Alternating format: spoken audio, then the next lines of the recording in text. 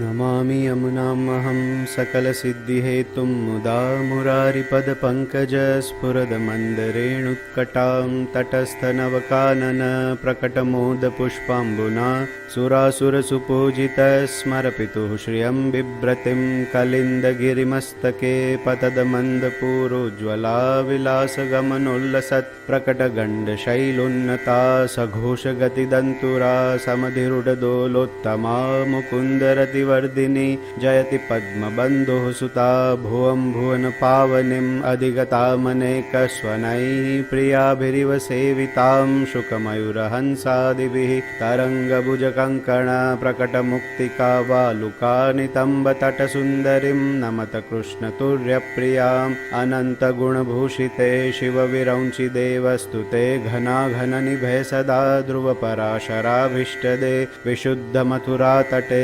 सकलगोपगोपीवृते कृपाजलधि संश्रिते मम मनः सुखं भावय यया चरणपद्मजा मुररिपोः प्रियं भावुका समागमनतो भवत्सकलसिद्धिदा सेवतां तया सदृशतामियात् कमलजा सपत्नी वयत् हरिप्रियकलिन्दया मनसि मे सदा स्थीयतां नमोऽस्तु यमुने सदा तव चरित्रमत्यद्भुतं न जातु यमयातना भवति ते पयः पानतः यमोऽपि भगिनीसुतान् कथमुहन्ति दुष्टानपि प्रियो भवति सेवनात् तव हरेर्यथा गोपिका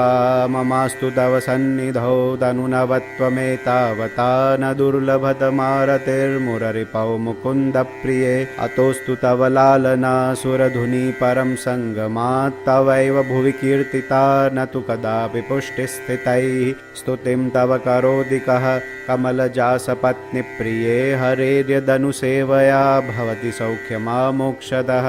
इयं तव कथाधिका सकलगोपिका सङ्गमस्मरश्रमजलाणुभिः सकलगात्रजैः सङ्गम तवाष्टकमिदं मुदा पठति सुरसूते सदा समस्तदुरितक्षयो भवति वै मुकुन्दे रतिः तया सकलसिद्धयो मुररिपुश्च सन्तुष्यति स्वभावविजयो भवेत् वदति वल्लभः श्रीहरे।